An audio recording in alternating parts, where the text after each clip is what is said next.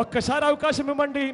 2014లో మాకు నాన్న లేడు అన్నాడు, జనం నమ్మిండ్రు. 2019 వచ్చారు నాకు చిన్నాన్న లేడు అన్నాడు. ఒక్క అవకాశం అని చెప్తే మా అక్కలంతా ఆలోచించి ఇచ్చింది. ఒక్క అవకాశం ఇచ్చిన పాపానికి ఇంట్లో వెలుగుబాయి. ఆంధ్రప్రదేశ్ లో విద్యుత్ తీగలపై బట్టలారేసుకునే పరిస్థితి వచ్చింది. ఎడాపెడా కరెంటు కోతలతో జనం అల్లాడిపోతున్నారు. చిత్ర విచిత్రమైన పేర్లతో కరెంటు ఛార్జీలను అమాంతం పెంచి ప్రజలపై భారం మోపిన జగన్ సర్కార్ వరుసగా రెండో ఏడాది కరెంటు కోతలు విధిస్తుంది.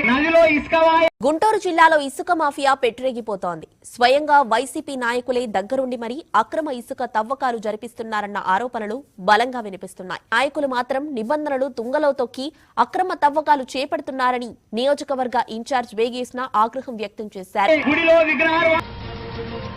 బెజవాడ దుర్గాగుడి వెండి రథం సింహాల మాయంపై ఇవాళ రెండో రోజు విచారణ కొనసాగనుంది. మొదటి రోజు విచారణ అధికారి మూర్తి అన్ని రికార్డులను పరిశీలించారు. ఇవాళ కూడా మరిన్ని రికార్డులను ఆయన తనిఖీ చేయనున్నారు. మధ్యాహ్నం విచారణ అధికారి వెండి రథాన్ని పరిశీలించనున్నారు. 10వ తరగతి విద్యార్థి అమర్నాథ్ హత్యకు గురై 4 నెలలు గడుస్తున్నా ఇంకా న్యాయం జరగలేదని కుటుంబ సభ్యులు వాపోయారు. నిందితులకు 40 రోజుల్లో శిక్ష పడుతుందన్న ప్రభుత్వ పెద్దల హామీ నెరవేరలేదని ఆగ్రహం వ్యక్తం చేశారు. నిందితులు బెయిల్పై బయటకు వచ్చి దర్జాగా తిరుగుతున్నారని మండిపడ్డారు. కేసు వెనక్కి తీసుకోవాలని ప్రధాన నిందితుడు వెంకటేశ్వరరెడ్డి బెదిరిస్తున్నారని ఆరోపించారు. నిందితులకు ఉరిశిక్ష పడేలా చూడాలని కుటుంబ సభ్యులు కోరుతున్నారు. జగన్ సర్కార్ చేసిన దారుణానికి 5 ఏళ్లు నిండాయి. సైకో జగన్ జమానాలో దళిత బిడ్డకు ఘోరంగా అవమానించి మేధావి డాక్టర్ సుధాకర్ ను చంపేసింది. కరోనా సమయంలో జగన్ వికృత క్రీడకు మేధావి బలయ్యాడు.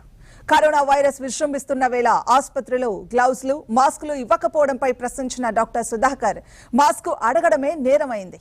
అందుకే ఆయనపై పిచ్చోడు అనే ముద్ర వేసి విశాఖ వీధుల్లో కింద పడేసి అర్ధనగ్నంగా ఈడ్చుకెళ్లారు నాటి పోలీసులు. 30 ఏళ్లు సర్వీస్ చేసిన దళిత మేధావికి దయనీయ పరిస్థితి కల్పించి ఆయన్ను విధుల నుంచి సస్పెండ్ చేసి హింసించింది జగన్ సర్కార్. తీవ్ర మనోవేదనకు గురైన డాక్టర్ చనిపోయారు. కాదు వైద్యుణ్ణి వెంటాడి వేధించి అంతమొందించింది నాటి జగన్ సర్కార్. వైకాపా సర్కారు అసమర్థ విధానాలతో రాష్ట్రం నిరంతరం ఆర్థిక సవాళ్లను ఎదుర్కొంటోంది. అప్పులపై కాగ్ హెచ్చరికలు జగన్ ప్రభుత్వానికి పట్టడం లేదు. ప్రతి నెల చేబదుళ్లు, ఓడీలతోనే పాలన సాగిస్తూ రాష్ట్రాన్ని మరింత అప్పుల ఊబిలోకి నెడుతోంది. ఆస్తులు తనకాకు వాయే, అమ్మకు గౌరవాధ్యక్ష పదవి వాయే, తల్లికి ఆస్తి వాయే, బాబాయి పైకి వాయే, బాబు జైలుకు వాయే అన్నటువంటి పరిస్థితి. అక్రమాస్తుల కేసులో వైసీపీ అధినేత కడప ఎంపీ జగన్ ను అదుపులోకి తీసుకున్నామని సిబిఐ కన్ఫర్మ్ చేసి నేటికి ఏడాది పూర్తయింది.